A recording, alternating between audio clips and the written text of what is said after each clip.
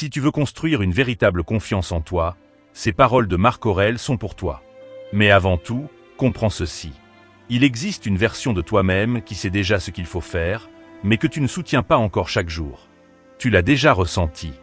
Des moments où la décision semblait claire, où tu savais exactement quelle attitude adopter, quel chemin suivre. Et pourtant, au milieu du processus, quelque chose change. Le doute apparaît. L'enthousiasme baisse. Tu recules. Tu interromps un mouvement qui aurait pu tout transformer. Pas parce que tu es faible, mais parce que tu n'as pas encore construit en toi un point suffisamment solide sur lequel t'appuyer lorsque la pression arrive. Alors tu crois que tu as besoin de plus de temps, plus de préparation, plus de sécurité. Alors qu'en réalité, il manque quelque chose de bien plus simple et bien plus puissant, une confiance construite dans la pratique. Marc Aurèle l'a compris en le vivant. Il n'attendait pas de se sentir prêt. Il agissait, et en agissant, il se renforçait. Il ne cherchait pas la sécurité avant de décider. Il construisait la sécurité après avoir décidé, et surtout, en maintenant cette décision. C'est cela qui produit des résultats. Car la confiance en soi ne naît pas quand tout va bien. Elle naît quand tu continues, précisément quand ce n'est pas le cas. Et c'est exactement ce que tu vas apprendre ici. Non pas comment te motiver pendant quelques minutes, mais comment construire une confiance qui vient de l'intérieur. Si tu appliques ne serait-ce qu'un de ces principes, ton esprit cessera de te freiner et commencera à te propulser. Quand cette base est construite, tu remplaces le doute par la décision, la peur par l'action et l'intention par des actes concrets. Maintenant, réponds avec sincérité. Si tu commençais aujourd'hui à tenir les petites décisions que tu sais déjà devoir prendre, où serais-tu dans quelques mois? C'est ainsi que le changement se produit, quand tu cesses d'être spectateur de ta vie et que tu deviens acteur. Outil 1, construis ton caractère.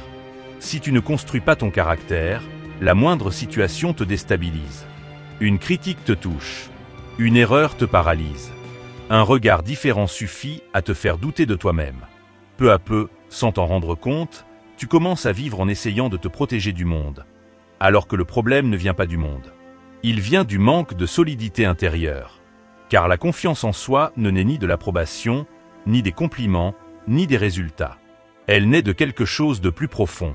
Le caractère est silencieux. Peut-être que personne ne te l'a jamais dit clairement. Tu peux apprendre à mieux parler, mieux t'habiller, étudier davantage, développer des compétences. Mais si, au fond de toi, tu ne fais pas confiance à qui tu es, tout cela devient une couche fragile. Une façade. Comme une belle maison construite sur un terrain instable, impressionnante à l'extérieur, mais vulnérable à l'intérieur. Au moindre choc, tout menace de s'effondrer. Marc Aurèle disait « Réfléchis au prix auquel tu vends ton intégrité, mais par les dieux, ne la vends pas à bas prix. » Ce n'est pas une phrase morale. C'est une vérité sur la force intérieure. Chaque fois que tu agis contre ce que tu crois, chaque fois que tu te diminues pour être accepté, chaque fois que tu ignores ta conscience, tu affaiblis ta propre confiance. Voici le point décisif. Tu ne te fais pas confiance parce que tu ne te le prouves pas. Tu ne te le prouves pas parce que tu évites l'inconfort. Et tu évites l'inconfort parce que tu cherches à paraître fort, au lieu de le devenir. Le caractère, ce n'est pas ce que tu montres quand tout va bien. C'est ce que tu maintiens quand il serait plus facile de céder. C'est dire la vérité même quand tu risques de perdre. C'est tenir ta parole même quand personne ne te regarde. C'est faire ce qui est juste, même dans le silence. C'est cela qui construit une vraie confiance en soi. Pas une pensée positive. Une cohérence intérieure. Épictète n'enseignait pas à paraître sûr de soi. Il enseignait à vivre de manière à ne plus avoir besoin de faire semblant. Car lorsque tes actions s'alignent avec tes valeurs, quelque chose change profondément. Tu commences à faire confiance à ton jugement. Tu respectes tes décisions. Tu avances avec plus de stabilité. Pas parce que tout réussit, mais parce que tu sais qui tu es. Et cela, personne ne peut te l'enlever. Tu peux perdre de l'argent. Tu peux perdre des opportunités. Tu peux perdre des personnes. Mais si ton caractère reste intact, tu peux tout reconstruire. En revanche, si tu perds cela, tu te perds toi-même. Alors arrête-toi un instant et demande-toi, honnêtement, est-ce que je vis en accord avec ce que je crois? Ou est-ce que je m'adapte pour ne pas être rejeté? Car chaque fois que tu négocies ton intégrité, tu négocies aussi ta confiance en toi. Et le prix est élevé. Pratique du jour. Choisis une situation dans laquelle tu te diminues habituellement. Et agis différemment. Dis ce que tu dois dire. Affirme ce que tu crois. Positionne-toi, même avec peur. Tu n'as pas besoin d'être parfait. Tu as besoin d'être vrai. Chaque fois que tu agis avec intégrité, tu envoies un message clair à ton esprit. Je peux me faire confiance.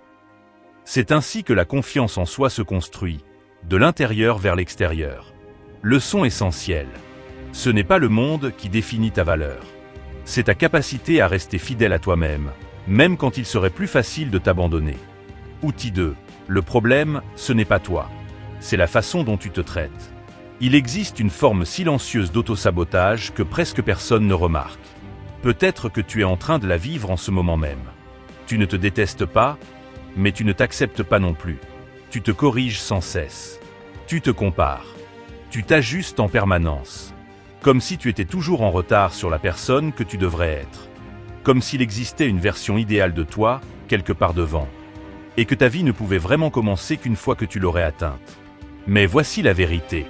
Tant que tu te rejettes, rien ne peut vraiment grandir. Car le problème, ce n'est ni ton corps, ni ton passé, ni ta personnalité. C'est le regard que tu poses sur tout cela. Marc Aurèle écrivait « Contente-toi de paraître tel que tu es réellement ». Et cela ne signifie pas se résigner. Cela signifie cesser de lutter contre soi-même. Car tant que tu vis en essayant de correspondre à des standards qui ne sont même pas les tiens, tu entres dans un conflit intérieur permanent, comme si tu étais en guerre contre ta propre identité. Or, personne ne construit une confiance en soi en étant en guerre avec lui-même. Pense-y simplement. C'est comme courir avec un sac rempli de pierres sur le dos. Ces pierres, ce sont les critiques que tu répètes dans ta tête chaque jour. Ce sont les comparaisons. Ce sont les attentes irréalistes.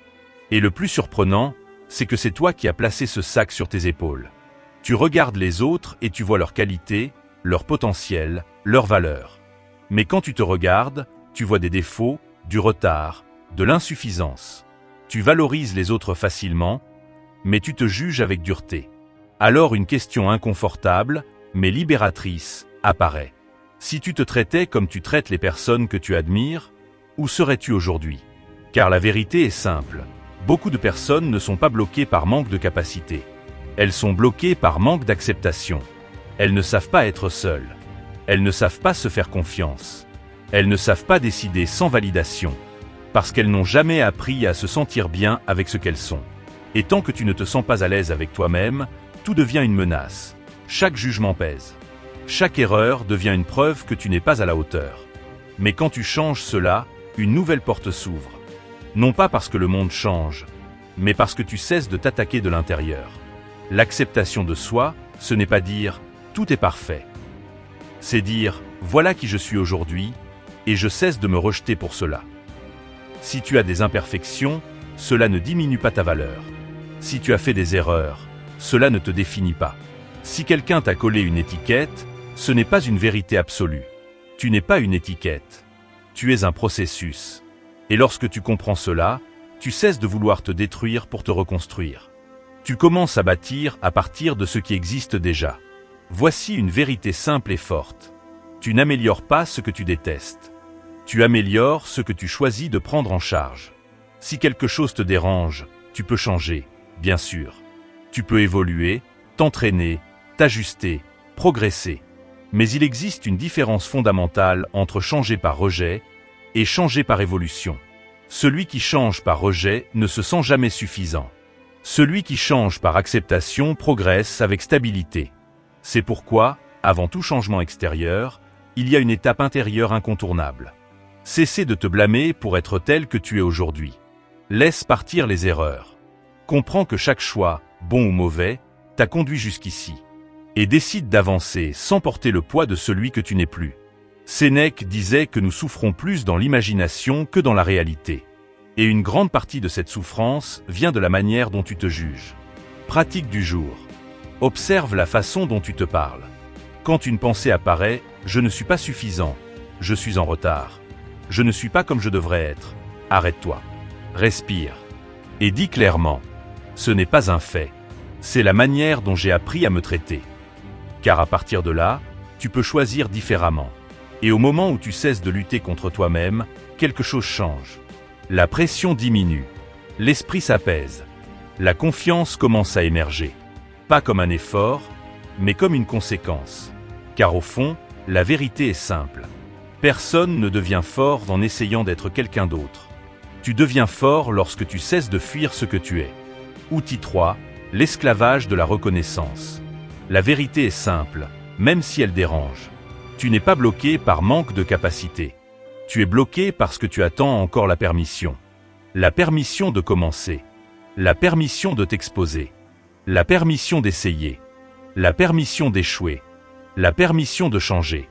Et tant que tu attends cette validation, tu envoies un message silencieux. Je ne crois en moi que si quelqu'un croit d'abord en moi. Cela te place dans une position fragile, car la validation extérieure est instable. Un jour, elle est là. Le lendemain, elle disparaît. Un jour, on t'applaudit. Le lendemain, on t'ignore. Un jour, on t'approuve. Le lendemain, on te critique. Si ta confiance dépend de cela, elle ne sera jamais stable. Épictète enseignait quelque chose de direct. Si tu cherches l'approbation à l'extérieur, tu abandonnes ta liberté. Et ici, la liberté ne signifie pas faire ce que tu veux. Elle signifie ne pas dépendre du regard des autres pour savoir qui tu es. Imagine ceci. C'est comme essayer de te voir dans un miroir. Mais ce miroir est toujours tenu par les autres. Parfois, il reflète une belle image. Parfois, il est flou. Parfois, il déforme. Parfois, il disparaît complètement. Et tu passes ta vie à essayer de te voir à travers quelque chose qui n'a jamais été sous ton contrôle. C'est pour cela que tant de personnes vivent dans l'incertitude, oscillent, doutent. Elles n'ont pas construit un point de référence intérieur. Elles s'ajustent en permanence, à l'environnement, au groupe, à l'opinion, au regard des autres. Mais vivre ainsi, c'est ne jamais trouver le repos. Car il y aura toujours quelqu'un pour critiquer, désapprouver ou ignorer. Marc Aurèle écrivait chaque jour pour lui-même, afin de se rappeler qui il était et ce qu'il devait faire. Non pas pour être approuvé, mais pour rester aligné avec son propre caractère. Et c'est là l'essentiel. La confiance en soi ne naît pas lorsque le monde te valide. Elle naît lorsque tu commences à te valider de l'intérieur. Pas de manière arrogante, pas en ignorant les retours, mais en comprenant que ta valeur ne dépend pas des applaudissements. Car si tu n'agis que lorsque tu es approuvé, tu restes bloqué. Mais lorsque tu décides d'agir selon ce que tu crois, quelque chose change. Tu commences petit. Une décision prise sans demander. Une opinion exprimée avec fermeté. Un pas fait sans garantie d'acceptation. Et progressivement, tu réalises. Tu ne t'effondres pas. Tu peux soutenir tes décisions. Tu peux avancer sans applaudissements. Et cela construit quelque chose de bien plus solide que l'approbation. Le respect de toi-même. Pratique du jour. Fais quelque chose sans chercher la validation. Prends une décision sans demander confirmation. Agis sans l'annoncer. Exécute ce que tu sais devoir faire. Même si personne ne voit. Même si personne ne commente. Même si personne ne reconnaît. C'est ainsi que tu cesses d'être dépendant et que tu deviens réellement libre. Car chaque fois que tu agis sans dépendre de la réaction extérieure, tu envoies un signal clair à ton esprit. Tu n'as pas besoin de permission pour être qui tu es. Et au moment où tu cesses d'attendre que le monde confirme ta valeur, tu cesses d'avancer bloqué, et tu commences à marcher avec fermeté. La maladie du doute. On ne guérit du doute qu'en agissant. Il existe une version de toi qui sait déjà ce qu'il faut faire. Elle n'est ni confuse, ni perdue. Elle est simplement ignorée. Car chaque fois que le moment d'agir arrive, tu retournes au même endroit.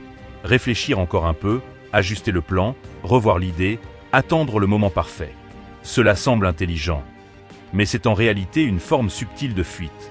Tu ne te prépares pas. Tu te protèges.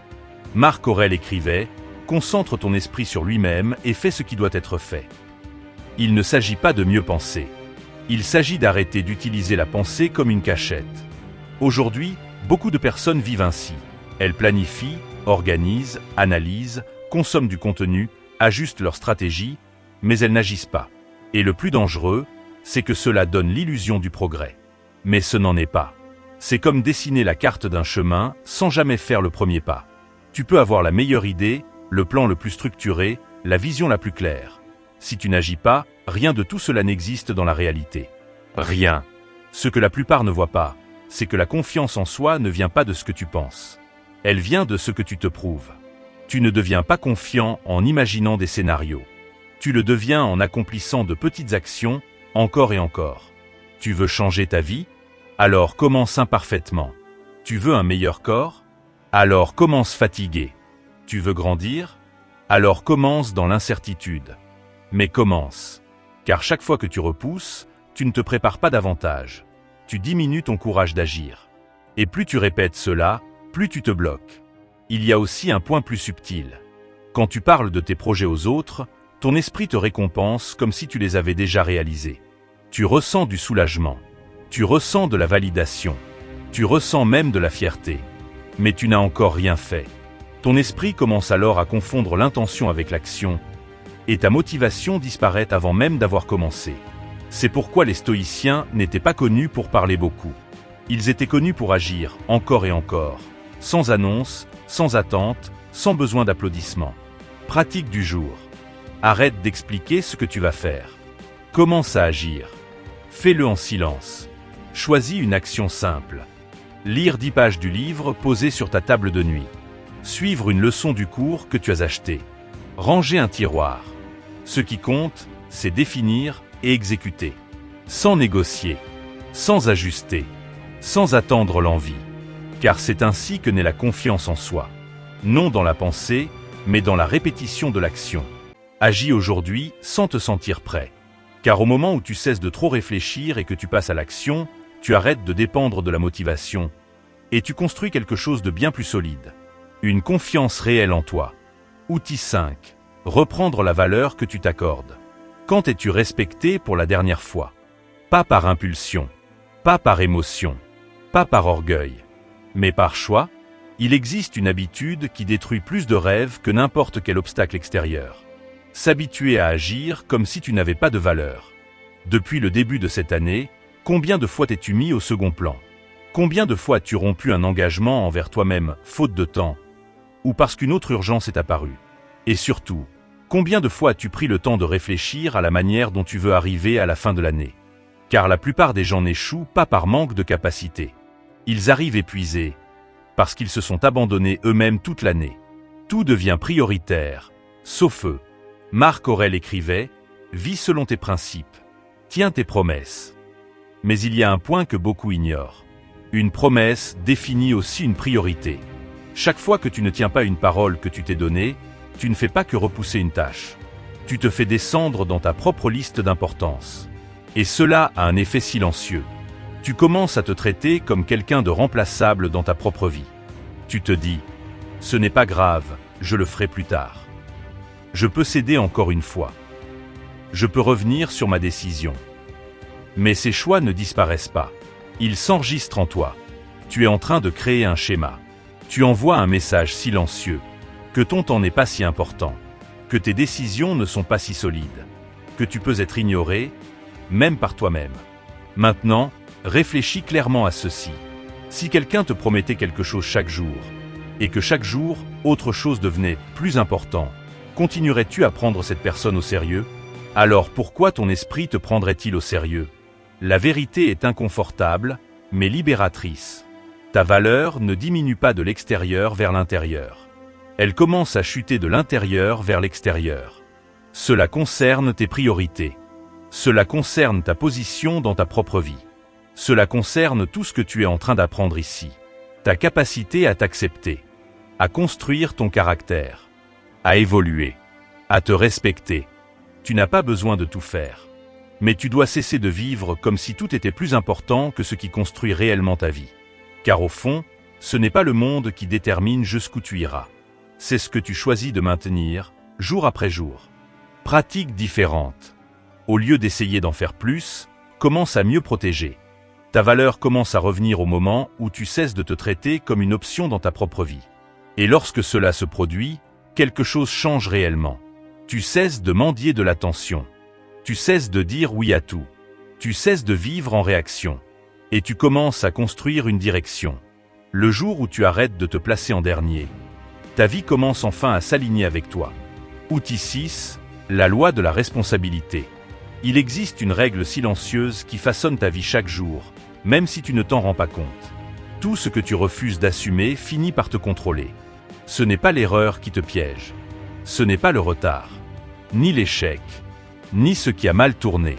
C'est le moment où tu regardes ce qui s'est passé et où tu décides, presque sans t'en rendre compte. Cela n'a rien à voir avec moi. À partir de là, quelque chose bascule. Tu peux continuer. Tu peux justifier. Tu peux expliquer. Tu peux trouver des raisons plausibles. Mais au fond, tu viens de céder le contrôle. Et le problème n'est pas la justification. Il est dans sa conséquence invisible. Chaque fois que tu places la cause à l'extérieur, tu places aussi la solution à l'extérieur. Et quand la solution ne dépend plus de toi, il ne reste que l'attente, la frustration et le sentiment d'impuissance. C'est pour cela que deux personnes peuvent vivre la même situation et en sortir complètement différentes. L'une dit « cela n'a pas marché à cause de ceci, de cela, des autres, du système ». L'autre dit « cela n'a pas marché, alors que puis-je faire maintenant ?» La première a besoin que le monde change pour avancer. La seconde commence à se transformer pour avancer, même si le monde reste tel qu'il est. Marc Aurèle écrivait « Fais ce qui doit être fait, sans te plaindre. » Car se plaindre, ce n'est pas seulement se défouler. C'est souvent une manière déguisée de renoncer à sa propre responsabilité. Et voici le point qui construit ou détruit ta confiance en toi. Les personnes incertaines évitent la responsabilité, parce qu'elles pensent que l'erreur diminue leur valeur. Alors elles expliquent, détournent, minimisent, tout pour ne pas affronter directement leurs erreurs. Mais les personnes solides font l'inverse. Elles comprennent que l'erreur ne définit pas leur valeur. Ce qui les définit, c'est la manière dont elles y répondent. La responsabilité n'est pas une faute. La responsabilité est un pouvoir. C'est le moment où tu cesses de demander « Pourquoi cela m'est-il arrivé ?» et où tu commences à demander « Que puis-je faire avec cela maintenant ?» Et cette question révèle ton niveau de maturité intérieure. Car à l'instant où tu te la poses, tu cesses d'être quelqu'un qui subit la vie, et tu deviens quelqu'un qui y répond. Et cette différence, bien que subtile, change tout. C'est cela qui construit le sentiment de contrôle intérieur. C'est cela qui transforme l'insécurité en stabilité. C'est cela qui te montre, concrètement, que tu peux te faire confiance. Non pas parce que tout se passe parfaitement, mais parce que, quoi qu'il arrive, tu ne t'abandonnes pas. Pense à toutes les fois où tu as dit « c'était à cause de ça ». Ça n'a pas marché parce que, je n'ai pas pu parce que. Et peut-être, en effet, que ce n'était pas entièrement de ta faute. Mais la question qui change ta vie ne concerne pas la faute. Elle concerne ta position. Te places-tu comme quelqu'un qui dépend ou comme quelqu'un qui construit? La règle est simple, mais elle ne faillit pas. Plus tu assumes de responsabilités, plus tu ressens du contrôle. Moins tu assumes de responsabilités, plus tu deviens dépendant. Et la dépendance nourrit l'insécurité. Observe-toi pendant les prochains jours. Quand quelque chose ne se déroule pas comme prévu, résiste à l'impulsion d'expliquer et choisis d'agir. Regarde la situation et dis avec fermeté « Il y a encore quelque chose ici qui dépend de moi ». Trouve ce point, même s'il est petit, même s'il est inconfortable. Car c'est précisément là que ta force commence à grandir. Pratique du jour. Choisis un domaine de ta vie dans lequel tu répètes toujours la même explication et remplace-la par une décision.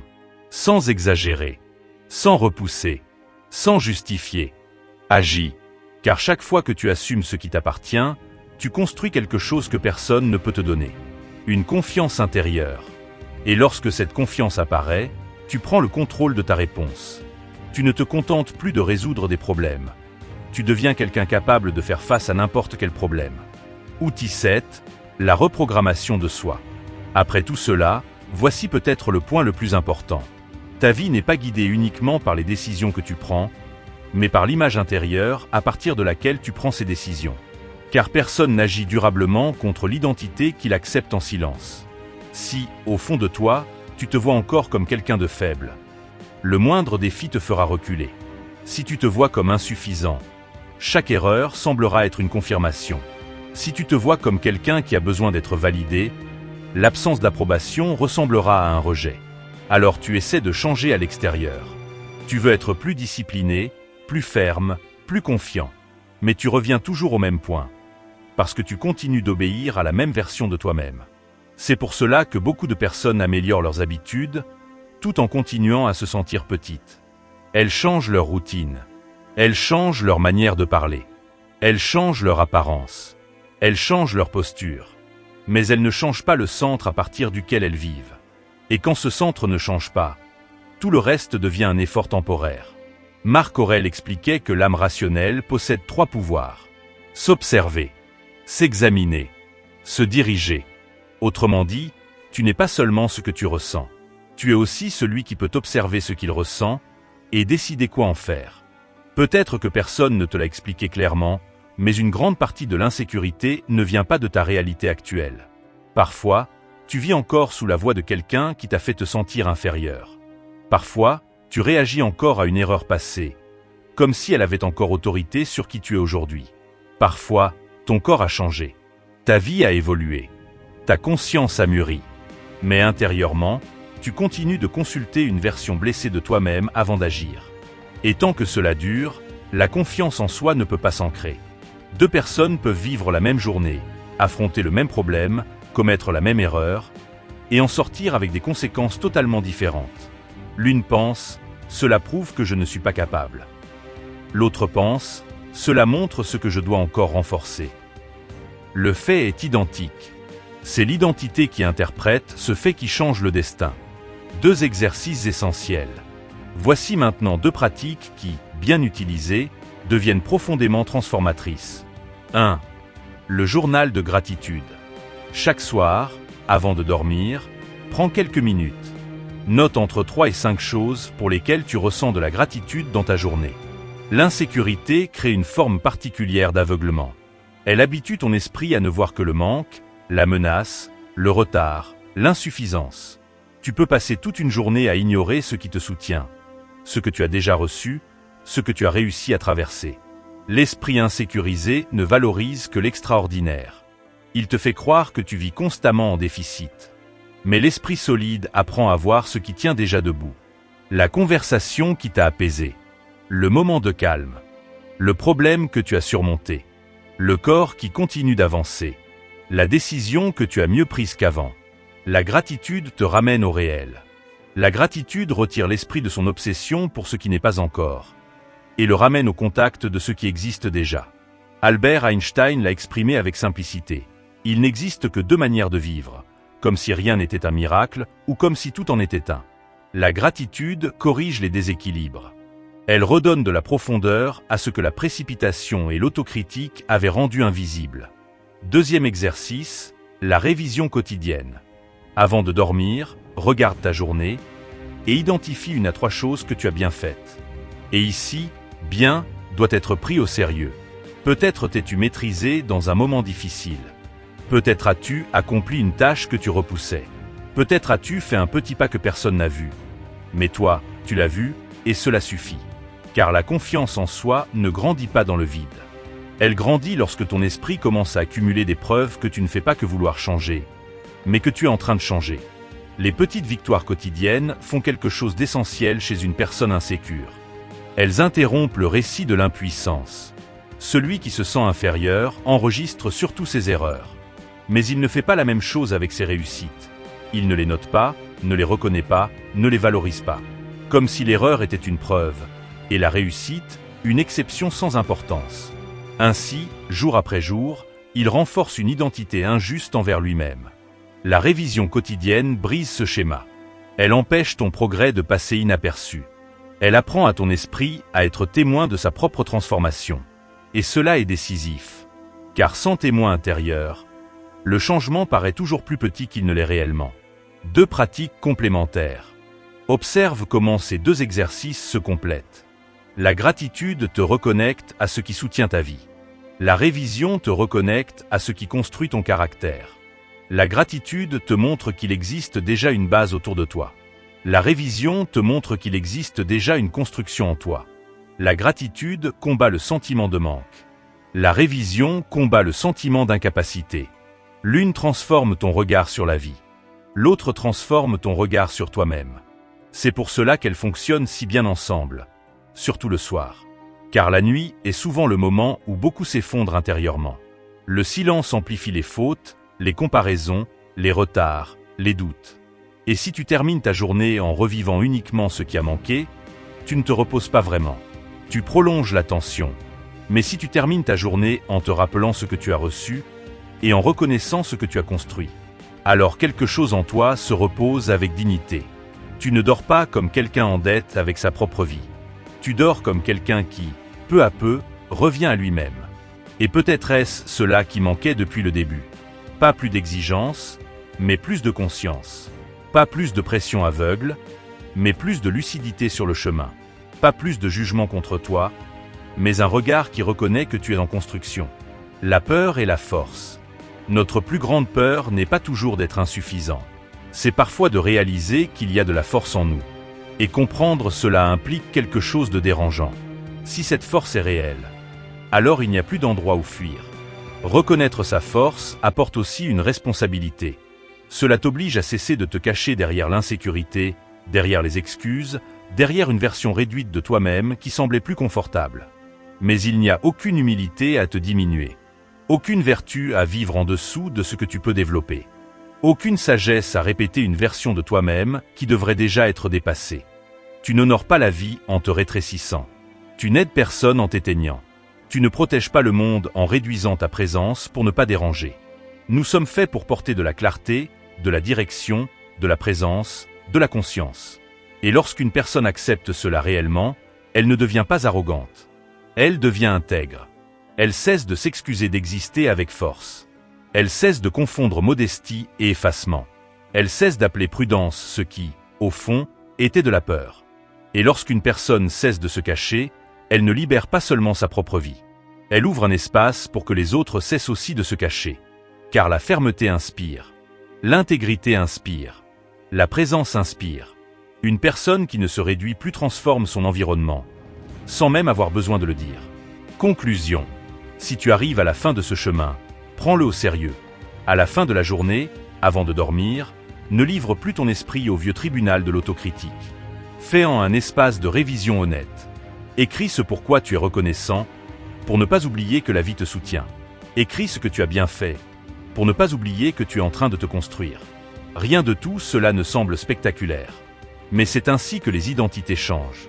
Jour après jour, nuit après nuit, avec lucidité, avec constance, avec vérité. Et peut-être qu'à partir d'un certain point, la confiance en soi cesse d'être une quête. Elle devient une conséquence. La conséquence de quelqu'un qui a construit son caractère, cesser de s'attaquer lui-même, cesser de mendier l'approbation, commencer à agir, retrouver sa propre valeur, assumer la responsabilité de sa vie, et qui choisit désormais de ne plus se regarder avec les yeux de la peur. À partir de là, tu ne marches plus en essayant de prouver que tu mérites d'exister. Tu avances comme quelqu'un qui a compris qu'il doit honorer ce qu'il a reçu.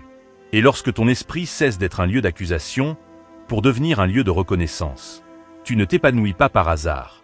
Tu t'épanouis parce que, pour la première fois, tu as cessé d'arracher tes propres racines. Si ces mots résonnent en toi, garde-les vivants. Car tout commence là.